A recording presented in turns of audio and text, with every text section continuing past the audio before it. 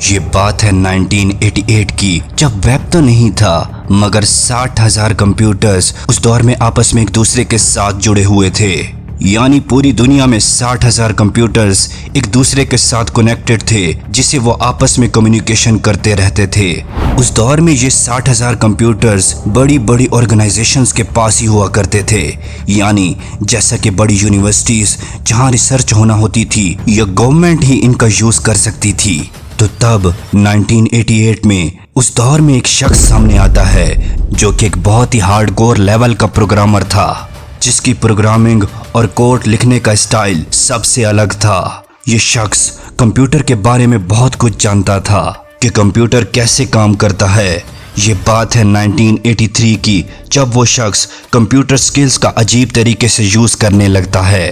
یعنی کہ وہ ایک کوڈ کے ڈیفرنٹ ویریئنٹس تیار کرتا ہے۔ تب وہ بیل لیب میں اپنے لکھے ہوئے کوڈ کے ساتھ مختلف ایکسپیریمنٹس کرتا رہتا تھا۔ ان دنوں صرف 60,000 کمپیوٹرز آپس میں کنیکٹ ہوتے تھے اور انہی 60,000 کمپیوٹرز کے نیٹ ورک کو ہی انٹرنیٹ کہا جاتا تھا۔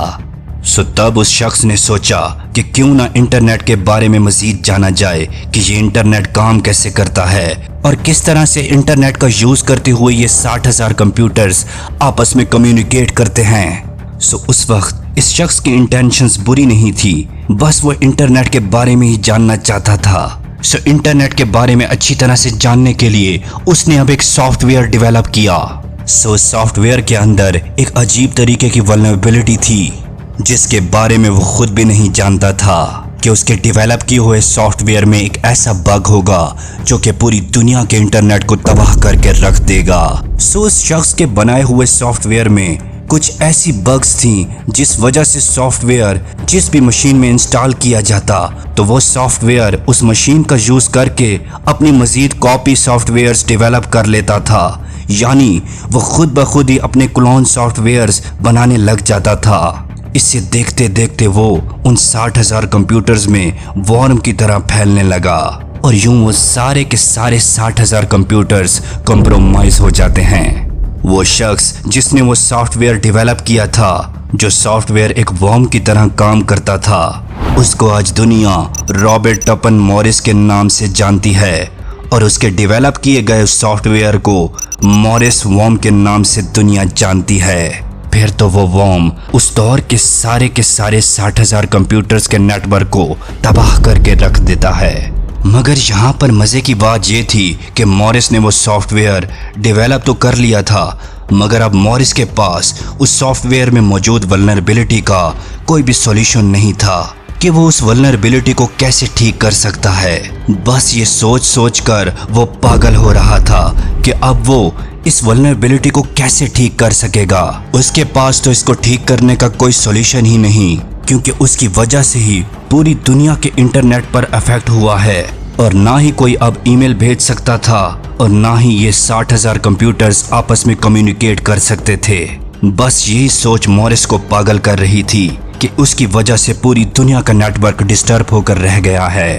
اس نے پینک میں آ کر اپنے دو دوستوں کو اس ورم کے بارے میں بتایا کہ اس نے تو ایک عام سا سافٹ ویئر ڈیولپ ہی کیا تھا، لیکن اس کے اندر موجود ولنریبلٹی پوری دنیا کے انٹرنیٹ کو تباہ کر جائے گی۔ ان دونوں دوستوں میں سے اس کا ایک دوست اسے مشورہ دیتا ہے کہ وہ اپنی اس غلطی کی معافی مانگ لے اور سب کچھ میڈیا پر آ کر ایکسیپٹ کر لے کہ اس سے ان انٹینشنلی یہ غلطی ہوئی ہے، جبکہ اس کا دوسرا دوست اس کے ساتھ غداری کرتا ہے اور وہ خود جا کر میڈیا والوں کو انفارم کرتا ہے کہ مورس نے ہی یہ ورم ڈیولپ کیا ہے، جس کی وجہ سے پورے انٹرنیٹ کو تباہ و برباد ہونا پڑا۔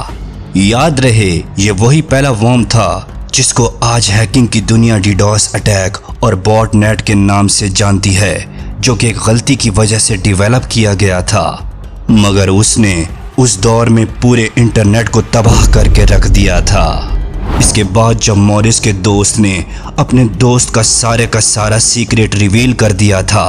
تو یوں مورس کو پکڑ لیا جاتا ہے، مگر یہاں پر مزے کی بات یہ تھی کہ اسے جیل میں نہیں بھیجا جاتا، کیونکہ یہ سب تو اس نے ان انٹینشنلی کیا تھا۔ وہ تو صرف انٹرنیٹ کے بارے میں ہی جاننا چاہتا تھا کہ یہ انٹرنیٹ کام کیسے کرتا ہے۔ اس نے اپنی غلطی کے لیے تقریباً $10,000 کا جرمانہ پے کیا और 4000 घंटों तक कम्युनिटी को सर्व भी किया। इसके बाद उसने अपने कंप्यूटर स्किल्स का कभी भी मिसयूज नहीं किया और अपनी प्रोग्रामिंग स्किल्स से दुनिया के फायदे के लिए काम करने लगा, क्योंकि उसकी एक मिस्टेक की वजह से पूरा इंटरनेट बंद होकर रह गया था, जिसका मॉरिस को बहुत ही ज्यादा अफसोस था। सो बाद में उसने कभी भी ये गलती वापस नहीं दोहराई, मगर आज तक हैकर्स मॉरिस की इस गलती को अपना बहुत ही ज्यादा सॉलिड हथियार बनाकर यूज कर रहे हैं और हैकिंग अटैक्स परफॉर्म कर रहे हैं और बहुत बड़ी बड़ी डिवाइसेस को